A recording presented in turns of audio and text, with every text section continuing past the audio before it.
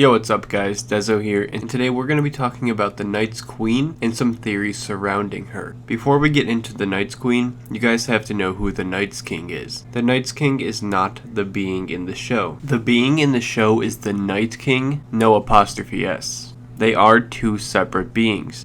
The Night King's age is about 12,000 years old. He was the first White Walker, and the Night's King lived and died around 8,000 years ago. He was not a White Walker. He was the 13th commander of the Night's Watch. The Night's King fell in love with a woman, quote-unquote, with skin as white as the moon and eyes like blue stars. Her skin was as cold as ice, and when he gave his seed to her, she took his soul as well. It is widely believed that this woman was a White Walker based on her description.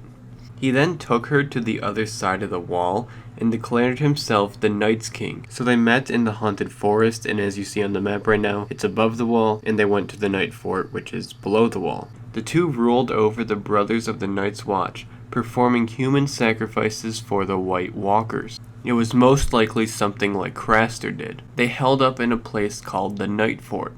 We have seen this in the show. Bran met up with Sam there. The wildlings then rallied behind a king beyond the wall. They defeated the Night's King and the Night Queen. A lot of people in Westeros believed it was a Bolton, but Old Nan told Bran that it was actually a Stark, brother to the King of the North, named Bran. So that pretty much sums up the legend. Now let's look at what we know about the Night's Queen. Not much. We only really have her description, but we also know she passed through the wall. And we do also know the Night's King was a Lord Commander of the Night's Watch. So to the best of our understanding, the wall has a warding spell on it that prevents White Walkers from passing through. But what if the Lord Commander of the Night's Watch has some kind of hidden power where he can invite the others in? An example of this would be back in Season 1, when Lord Commander Mormont has the White brought through the wall. Another possibility could be that it's Stark blood that has some kind of power over the wall. If Old Nan's stories were true, then the Night's King was a Stark. So what does this mean for the series, and how do we even know this even happened? A lot of the legends aren't true in Westeros, so how do we know this one is? User Floaty_ on Reddit explained this well, using the example of the giant white rat in the Night Fort. If a giant white rat were depicted residing at the Night Fort, I'd believe the story.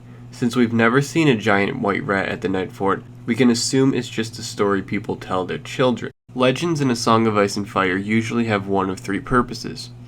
To inform the reader on something in the present, such as the White Rat story is explaining the guest right and its sacred status. To foreshadow future events, the Long Night as an example, or to build out some variety in the world to match our own, such as the Red Comet meaning 100 different things to 100 different people based on whatever culture that person is from. Most of the stories about the others are probably true because we do see the others in the show. They do exist. The giant white rat does not appear to exist, so why believe stories about it? So it's pretty safe to say that the Night's Queen, Night's King story probably happened. So what does it mean for the show? That's still kind of up for interpretation. We don't know for sure. Well, like I said before, it could mean the Lord Commander has some hidden power over the wall and the White Walkers.